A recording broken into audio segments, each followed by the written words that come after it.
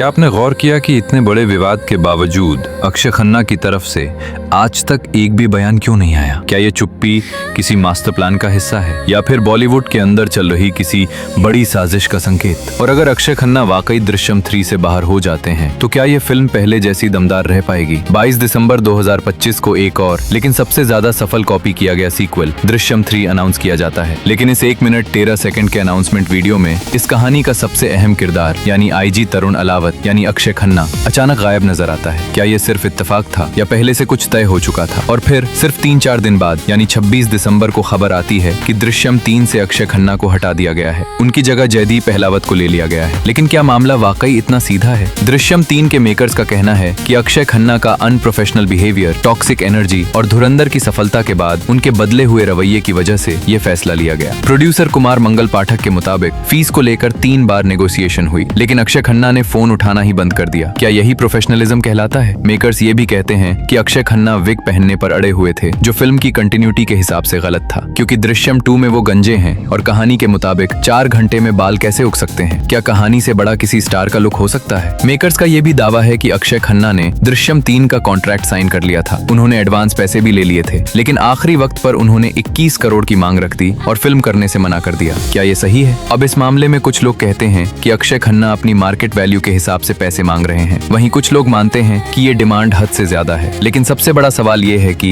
एक ऐसा एक्टर जो हमेशा कहता रहा है कि मैं पैसों के लिए काम नहीं करता, जो ये भी कह चुका है कि शाहरुख खान या आमिर खान नहीं बनना, मैं पहले ही सफल हूँ, तो फिर वही एक्टर 21 करोड़ की मांग कैसे कर सकता है? क्या ये उनके अपने बयानों के खिलाफ नहीं है, या फिर ये सब फिल्म मेकर्स की सस्ती पब्लिसिटी स्ट्रेटेजी है ताकि दृश्यम 3 को बिना खर्च के प्रमोट किया जा सके? इतना ही नहीं, दृश्यम 3 के प्रोड्यूसर कुमार मंगल पाठक तो यहाँ तक कहते हैं अक्षय खन्ना को बोलिए एक सोलो फिल्म करें, देखते हैं सिर्फ उनके नाम पर कितने लोग टिकट खरीद कर थिएटर आते हैं। अब सवाल उठता है, अगर दृश्यम, छावा और धुरंधर वाकई अक्षय खन्ना की वजह से चले थे तो क्या आगे भी ऐसा हो पाएगा? और क्या 2025 में अक्षय खन्ना को भी बाकी सितारों की तरह एक मजबूत पीआर मिला जिसकी वजह से वो हर सोशल मीडिया प्लेटफॉर्म पर ट्रेंड करने लगे? इससे भी बड़ा सवाल ये है कि दृश्यम 2 में अक्षय खन्ना का किरदार भले ही कैमियो था, लेकिन वो कहानी के लिए बेहद अहम था। तो अब फिल्म की कहानी पर इसका क्या असर पड़ेगा? क्या स्क्रिप्ट बदली जाएगी? और अगर नहीं बदली गई तो क्या पब्लिक अक्षय खन्ना की जगह जयदीप अहलावत को स्वीकार करेगी? इसीलिए इस वीडियो को ध्यान से देखिए, क्योंकि इसमें हमने दृश्यम मेकर्स की पूरी पोल खोल कर रख दी है। हाँ, वीडियो को 3 हिस्सों में बांटा गया है, लेकिन सबसे पहले हम यही बात करेंगे, क्या दृश्यम 3 में अक्षय खन्ना की 21 करोड़ की मांग वाकई जायज है या इसके पीछे कोई और सच्चाई छुपी हुई है? इस पर बात करने से पहले जरा आप 2025 की भारतीय फिल्मों की विकिपीडिया लिस्ट पर नजर डालिए। अब अगर हम इस लिस्ट की टॉप 3 फिल्मों की बात करें तो उनमें से 2 फिल्में बॉलीवुड की थीं, छावा और धुरंधर। इन दोनों फिल्मों का कुल कलेक्शन निकल कर आता है करीब 1860 करोड़ रुपए। और हैरानी की बात यह है कि सिर्फ ये 2 फिल्में इस साल भारतीय सिनेमा की दूसरी सबसे बड़ी इंडस्ट्री यानी बॉलीवुड की ओर से थीं, जो तेलुगु इंडस्ट्री के नेट कलेक्शन से सिर्फ 100 करोड़ पीछे रह गई। अब अगर बात करें छावा की, तो इस फिल्म में आशुतोष राणा, विनीत कुमार सिंह, प्रदीप रावत जैसे शानदार कलाकार थे, लेकिन इसके बावजूद लीड में होने के बाद भी विकी कौशल सबकी जबरदस्त स्क्रीन प्रेजेंस के आगे ऐसे दब गए जैसे ग्रेट व्हाइट शार्क के सामने कोई छोटी मछली। विकी कौशल, जिसने सरदार उधम, उरी, सैम बहादुर जैसी दमदार फिल्में दी, उस फिल्म में भी सबसे ज्यादा चर्चा किसकी हुई? अक्षय खन्ना की। वो हर सीन में बाकी सब पर भारी पड़ते दिखे। आखिर क्यों? खुद छावा के डायरेक्टर लक्ष्मण उतेकर ने कहा था कि अक्षय खन्ना चाहते थे कि स्क्रीन पर औरंगजेब दिखे, अक्षय खन्ना नहीं। अब मान लेते हैं कि ये एक बार की बात, एक तरह की वन टाइम लॉटरी, लेकिन क्या आपने यही चीज धुरंधर में भी नोटिस नहीं की? धुरंधर में अर्जुन रामपाल, आर माधवन जैसे बेहतरीन कलाकार थे। लीड रोल में थे रणवीर सिंह, जिन्होंने बाजीराव मस्तानी, पद्मावत, गली बॉय जैसी फिल्में दी हैं। वही रणवीर सिंह जिन्होंने पद्मावत में सीनियर एक्टर शाहिद कपूर तक को ओवरशैडो कर दिया था। लेकिन धुरंधर में वही रणवीर सिंह अक्षय खन्ना के सामने बच्चे जैसे लगते हैं। क्या यह सिर्फ संयोग है या किसी खास स्टार पावर का असर? अब सोचिए, अगर इतनी जबरदस्त सफलता के बाद कोई सुपरस्टार या फिर वरुण या टाइगर जैसे स्टार जो एक साल में 1816 करोड़ का कलेक्शन दे देता, तो मेकर्स क्या करते? उसे चांदी की थाली में सोने का गुलाब देकर सम्मान करते। कम से कम 80 से 100 करोड़ की फीस तो तय थी। टाइगर श्रॉफ ने ही गणपत और बड़े मियाँ छोटे मियाँ जैसी फिल्मों के लिए 40 करोड़ रुपए चार्ज किए थे। और अगर हम दृश्यम के लीड अजय देवगन की बात करें तो उन्होंने RRR में सिर्फ 8 मिनट के कैमियो के लिए 35 करोड़ रुपए लिए थे। लेकिन अब सवाल ये है, जब 2025 में अक्षय खन्ना की फिल्मों ने तेलुगु सिनेमा के वर्ल्ड वाइड कलेक्शन के बराबर कमाई कर दी, तो मेकर्स को उनकी फीस देने में दिक्कत क्यों हो रही है? क्या ये दोहरा मापदंड नहीं है? एक और सच्चाई ये भी है कि जब किसी एक्टर की मार्केट में बहुत ज्यादा डिमांड नहीं होती, तो कई बार बिना बताए ही उसे फिल्म से हटा दिया जाता है। जैसे ड्रीम गर्ल 2 में नुसरत भरूचा को हटाकर अनन्या पांडे को ले लिया गया। जॉली LLB 2 में अरशद वारसी की जगह अक्षय कुमार आ गए। बॉम्बे वेलवेट में रणवीर सिंह की जगह रणबीर कपूर ले लिए गए। ऐसे उदाहरणों की कोई कमी नहीं है, लेकिन उन मामलों में बात इतनी दूर तक नहीं गई। लीग, लॉबी या पॉलिटिक्स की चर्चा नहीं हुई। अब सीधी बात यह है, इतनी बड़ी सफलता के बाद अगर अक्षय खन्ना ने दृश्यम 3 के लिए अपनी फीस बढ़ाकर 21 करोड़ कर दी, जो उनकी पहले लॉक की गई फीस से ज्यादा है, तो ये मांग पूरी तरह जायज है, क्योंकि उनकी हालिया हिट फिल्मों ने उनकी मार्केट वैल्यू को आसमान पर पहुंचा दिया है। खासकर विलन रोल्स में उनकी स्क्रीन प्रेजेंस और ऑडियंस पुल आज टॉप टियर स्टार से कम नहीं है। तो फिर 21 करोड़ पर सवाल क्यों? जैसे धुरंधर में अक्षय खन्ना ने रणवीर सिंह के साथ पूरा शो चुरा लिया था, वैसे ही दृश्यम 2 में भी IG तरुण के अलावा वो कहानी के सबसे पिवटल किरदारों में से एक है। मतलब अगर फिल्म में विजय सलगांवकर यानी अजय देवगन का किरदार दलदल है, तो उसके अलावा IG तरुण ही पटपट है। अब सोचिए, ऐसे किरदार को हटाना क्या वाकई आसान है? अक्षय खन्ना की डिमांड जायज है या नहीं, इस पर हम पहले ही डिटेल में बात कर चुके हैं। अब चलिए आपको दृश्यम 3 के मेकर्स यानी राइटर डायरेक्टर अभिषेक पाठक और प्रोड्यूसर मंगत पाठक की पूरी कहानी क्रमवार बताते हैं, ताकि आपको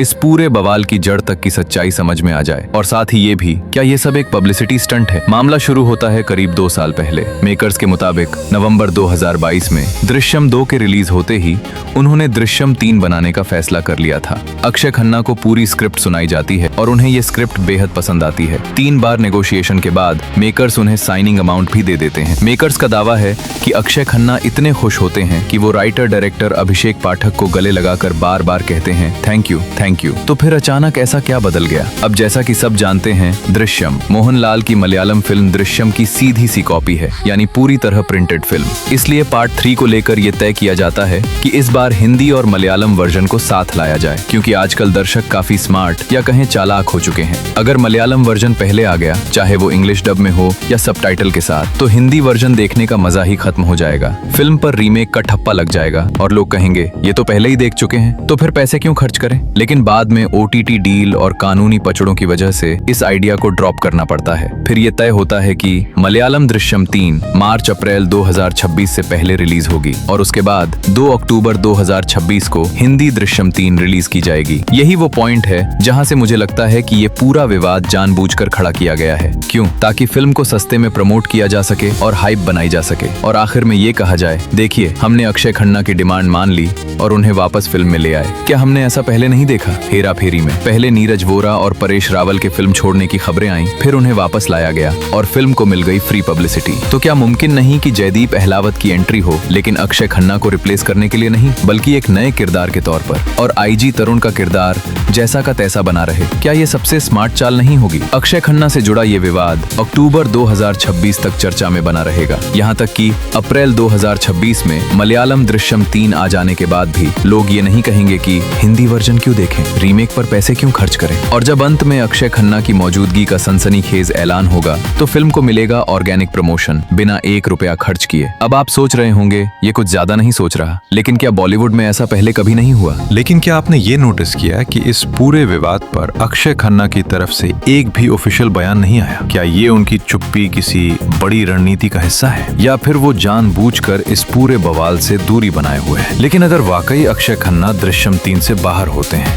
तो इसका असर क्या होगा? चलिए इस पर भी बात करते हैं। अक्षय खन्ना के बाहर होने का सबसे बड़ा असर पड़ेगा प्रोडक्शन बजट, कास्टिंग और ऑडियंस एक्सपेक्टेशंस पर। दृश्यम 3 दृश्यम 2 के ठीक वहीं से शुरू होगी जहां विजय सलगांवकर अपनी फैमिली की हिफाजत के लिए पुलिस सिस्टम से टकराने वाला है, यानी शुरुआत से ही टकराव और तनाव। अब अगर जयदीप अहलावत की कास्टिंग होती है, तो कहानी में नया ट्विस्ट और नई इंटेंसिटी आएगी, क्योंकि मेकर्स के मुताबिक वो एक बेहद पिवटल और एक्साइटिंग रोल में नजर आएंगे, जो कहानी को एक बिल्कुल नए लेवल पर ले जाएगा। प्रोड्यूसर्स ये भी कह चुके हैं कि जयदीप अहलावत को एक नए किरदार के रूप में इंट्रोड्यूस किया जाएगा, जो अक्षय खन्ना के रोल की जगह तो लेगा, लेकिन एक बिल्कुल नए अवतार में। दृश्यम 2 में अक्षय खन्ना का किरदार था आईजी तरुण अलावत, जो तब्बू का दोस्त होता है और नए इन्वेस्टिगेशन ऑफिसर के तौर पर केस को फिर से खोलता है। उसका मकसद था विजय सलगांवकर यानी अजय देवगन के परिवार को एक्सपोज करना। ये किरदार फिल्म के बीच में एंट्री लेता है, लेकिन अंडरकवर पुलिस भेजकर माइंड गेम्स खेलकर कहानी को इतना इंटेंस बना देता है कि सलगांवकर परिवार के राज परत दर परत खुलने लगते हैं। अब सोचिए, ऐसा किरदार हटाना कितना रिस्की है। अगर हम जयदीप अहलावत की बात करें तो वो लेयर्ड और इंटेंस एक्टिंग के लिए जाने जाते हैं। पाताल लोक तो सबने देखा ही है। यही वजह है कि विजय सलगांवकर और मीरा देशमुख यानी तब्बू के साथ उनकी साइकोलॉजिकल बैटल कहानी को और भी ज्यादा कॉम्प्लेक्स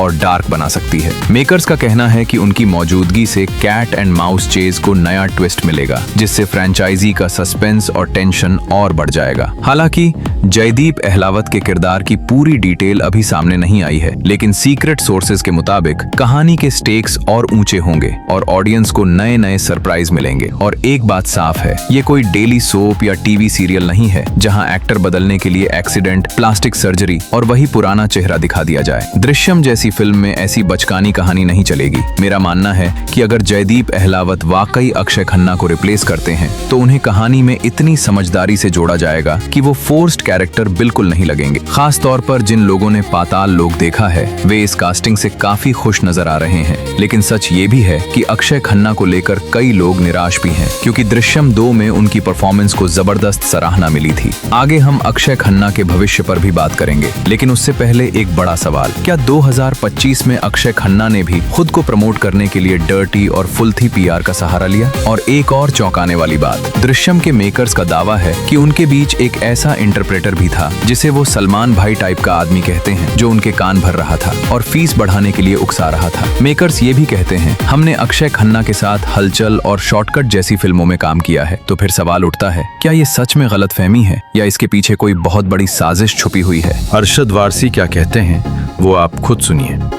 परिवार मुझे इतना दे रहा है क्योंकि आई एम ग्रेटफुल फॉर। वो अपनी जिंदगी अपने तरीके से जीते हैं। देखिए, अक्षय खन्ना इस दुनिया से इतने अलग थलग रहते हैं कि ये तक सुनने में आया कि जब धुरंधर के मेकर्स ने प्रमोशन के लिए उनसे एक रील बनाने की बात की तो उन्हें ये भी नहीं पता था कि रील होती क्या है। आज के जमाने में ऐसा मुमकिन है? अक्षय खन्ना एक बेहद रहस्यमय एक्टर है और वो विनोद खन्ना की विरासत को आगे बढ़ा रहे हैं, इसमें कोई शक नहीं। हाँ, ये भी सुनने में आता है कि उनमें थोड़ी बहुत एटीट्यूड की प्रॉब्लम भी है, लेकिन क्या टैलेंट के साथ एटीट्यूड आना कोई नई बात है? अब अगर वाकई अक्षय खन्ना ने अपनी फीस बढ़ाई है तो आगे चलकर वो किसी भी फिल्म के लिए 20 से 25 करोड़ से कम पर बात नहीं करेंगे। क्या ये उनकी मौजूदा पोजीशन के हिसाब से गलत है? और वही पुरानी बात, अगर एक बार एग्रीमेंट टूट जाए तो बॉलीवुड में दूध का धुला कोई नहीं होता, क्योंकि जब स्टार्स बीच में आ जाते हैं तो कोई आपसे सीधी बात नहीं करता। तो भाई आपका भी तो हक बनता है ना, जब आपका सिक्का चल रहा हो तो आप अपनी कीमत भी तय करें। क्या इसमें कुछ गलत है? वैसे भी ये तथाकथित ऑस्कर विनिंग एक्टर अक्सर ऐसे ही होते हैं। अब आप बताइए,